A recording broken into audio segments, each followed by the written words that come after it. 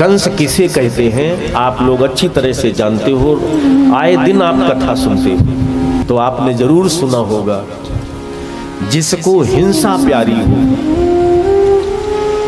जिस व्यक्ति को हिंसा प्यारी हो, उसी के हृदय में कंसत्व है। जो दूसरे को मारे, सताए, दुखी करे, ऐसा व्यक्ति ही कंस है। कंस शब्द कस हिंसायाम धातु से बना है। तो दूसरे को जो सताए, अत्याचार करे, और फिर वो सामने वाला जिसके ऊपर अत्याचार हुआ वो तड़फड़ाए, ऐसे कंस सरीखे लोगों को उसमें सुख मिलता है। जो उदार हृदय के लोग होते हैं वो तो चींटी के ऊपर भी पैर नहीं रखते। कंस निर्दयी है। जो निर्दय हृदय के लोग होते हैं वो दूसरे को मार करके खुश होते हैं। कोई तड़फड़ा रहा हो उनके प्रहार से तो उन्हें बड़ा मजा आता कि बहुत अच्छा रहा, कैसा घूम घूम करके गिर रहा था बार बार जब हमने मार लगाई। ये कंस बिरादरी के लोग हैं, क्रूर लोग हैं। एक विकलांग स्त्री से तुम चंदन लगवाते हो, उसको कितना कष्ट होता होगा उस सिंहासन तक जाने के लिए।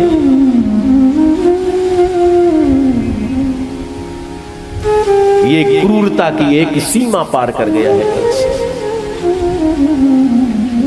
सज्जन व्यक्ति सामान्य लोगों से सेवा नहीं लेते, फिर जो विकलांग हैं उनसे भला सेवा क्यों लेंगे?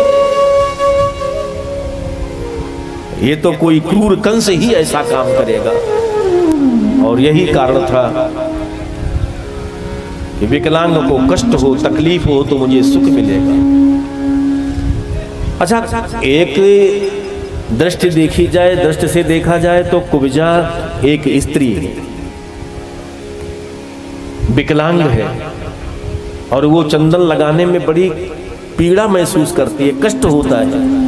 लेकिन राजा प्रसन्न है तो उसकी प्रसन्नता के लिए अपने कष्ट को छिपा लेती है और कंस के सुख को ध्यान में रख करके जाती है, चंदन लगाती है, और इसमें कंस बहुत प्रसन्न होता है। ये कुब्जा कंस के प्रजा की एक छवि है।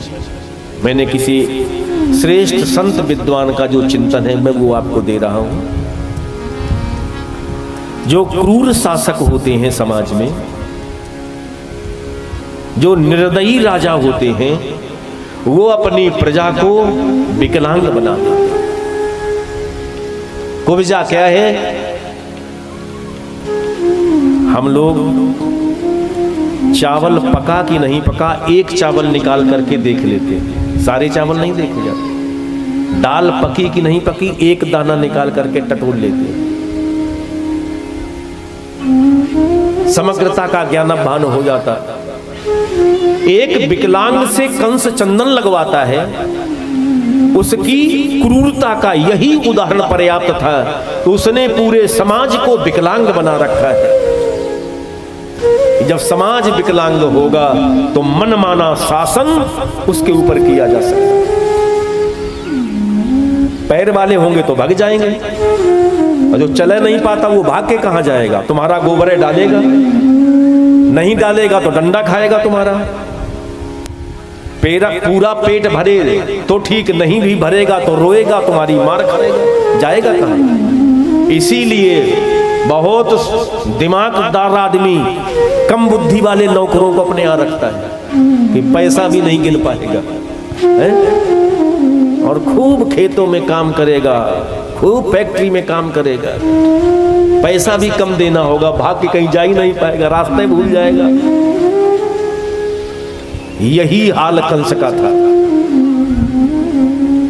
वो तो कंस मरा, हर एक बार सप्ताह में कंस वध की कथा सुनाई जाती है। क्यों सुनाई जाती है? मेरे भीतर वो कंस वृत्ति तो नहीं है।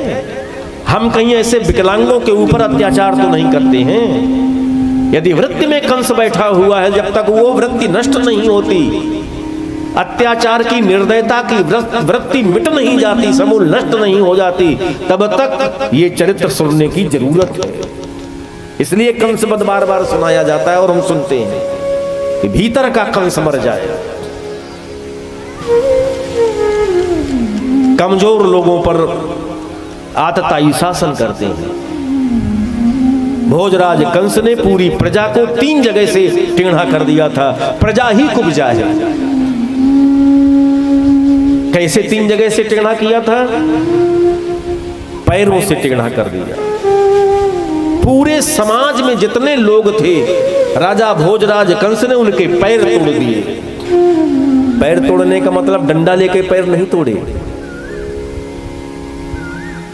स्वावलंबन नहीं दिया, स्वरोजगार नहीं दिया।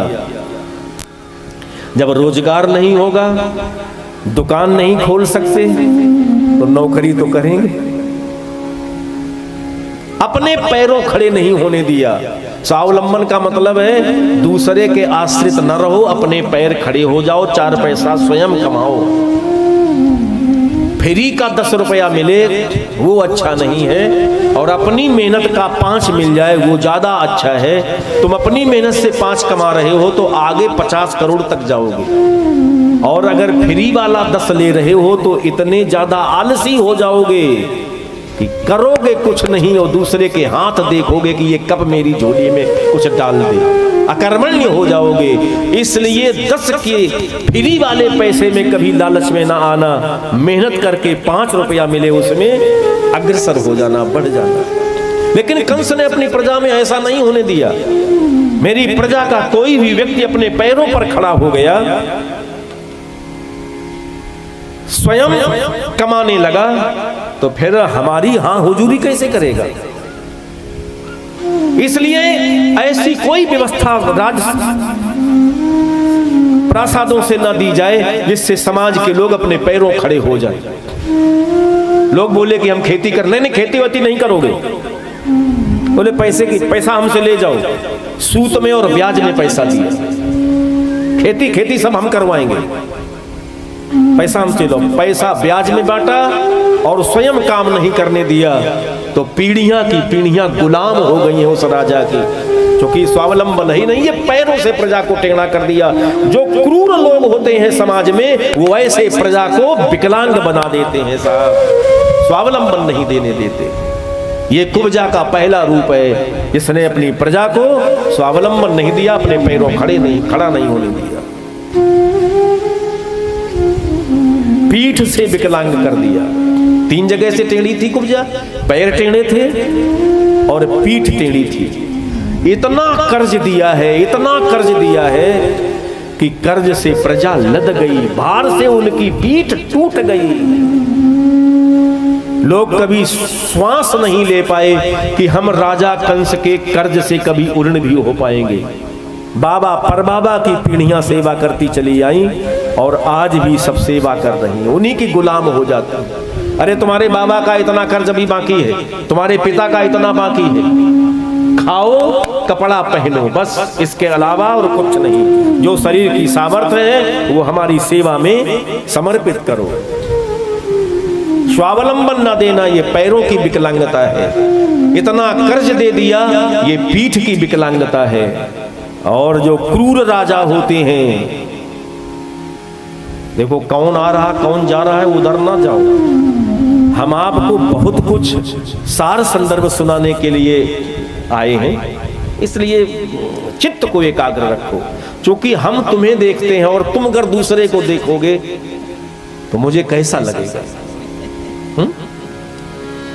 हम आपको ऐसा सुनाने का गुरु कृपा से प्रयास करते हैं तो जीवन में शायद चिंतन में आपके ना आया हो। तो हम तो मेहनत कर रहे हैं और आप फिर उसी तरह से प्रस्तुत होइएगा। नहीं तो राजा परीक्षित पूरे पृथ्वी का सम्राट था, घर क्यों छोड़ दिया? डंलप के गद्दे लगवाता और प्रतीक्षा करता कि आने दो तक्षक। ये 7 दिन यहीं घर में एसी लगा करके वातानुकूलित महल बनवा करके यहीं सत्संग करेंगे। गृहस्थी में सत्संग होता नहीं है। इसीलिए घर गृहस्थी छोड़ दी। यहां प्रत्यक्ष मोह ठोकर मारता है आकर के, तो चित्त विचित्त होता, कैसे वो रस कैसे जाएगा। बोलियानंद कंद भगवान की, श्री वृंदावन बिहारी लाल की। कोई विद्यालय नहीं खुलवाए ना, ये पढ़ लिख जाएंगे तो फिर मेरा शासन नहीं मानेंगे, मेरे न्याय अन्याय के भेद को जान जाएंगे तो ये क्रांति कर देंगे। मेरा अत्याचार प्रजा सहन नहीं कर पाएगी। जिस समय वो जागरूक हो गई, जिस समय उसे विद्या आ गई, शब्द ज्ञान हो गया, बुद्धि में विवेक पैदा हो गया, तो एक अत्याचारी शासक का अत्याचार समाज स्वीकार नहीं करती, क्रांति खड़ी कर देती है। इसलिए विद्यालय न खुलवाए जाएं। जो क्रूर शासक होते हैं वो पहला प्रहार अशिक्षा हो समाज में, वो शिक्षित ना हो पाए। अपने बच्चों को विदेश पढ़ाएं, कॉन्वेंट में पढ़ाएं और हमसे कहें प्राइमरी में पढ़ाओ।